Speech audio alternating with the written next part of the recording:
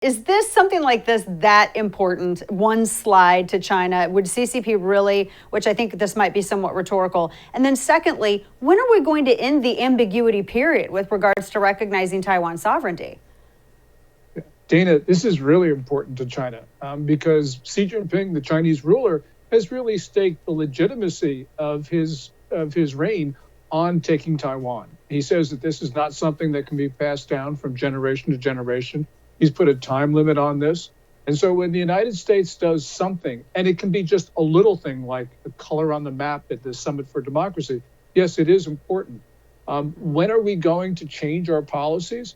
I think we should have done it long ago. And also, even some people in the foreign policy establishment are saying that the Biden administration needs to go to strategic clarity.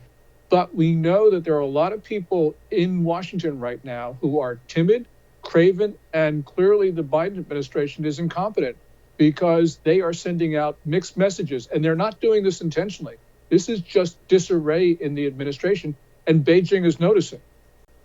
Yeah, Beijing is noticing for sure. And of course, all of this longstanding strategic ambiguity. What would it cause if the United States were to shift the policy and say we're going to start recognizing, which we have in little ways where we've had independently some lawmakers visit with Taiwanese leadership, but for the United States to shift more towards recognizing Taiwan's sovereignty, how much escalation does that get us? I mean, what does that do to our relationship with China, which is tenuous at best? It puts our relationship with China on a much better footing because it says to Beijing, we're no longer afraid of you.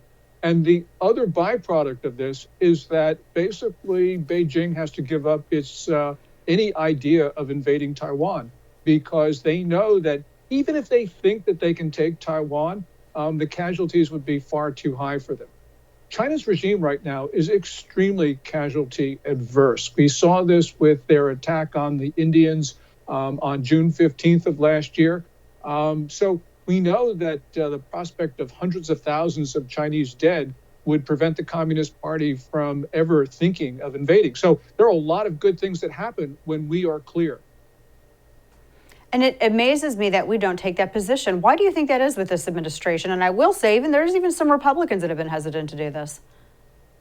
Well, there's people who believe, geez, they say, well, look, we can't anger China. We can't afford to do it for one reason or another. People say, well, we want to make money. There are a lot of different motivations for this. But unfortunately, what we have is a policy which is encouraging China to be provocative. This is not only a question of Xi Jinping waking up one morning and deciding to invade. This is also the possibility of a mistake. This is a possibility of an accident caused by extremely belligerent Chinese actions. They may not intend to go to war, but they can do something that ends up that way. So right now, the administration is not able, I think, to deter China. Now, one of the things that we learned, Gordon, is that Xi Jinping talking with Vladimir Putin, lamenting America's aggression. And I love how two of the biggest tyrants in the world are talking about America as the aggressor. What sort of relationship do Russia and China have? Are they, and now this is not a geopolitical term, are they frenemies?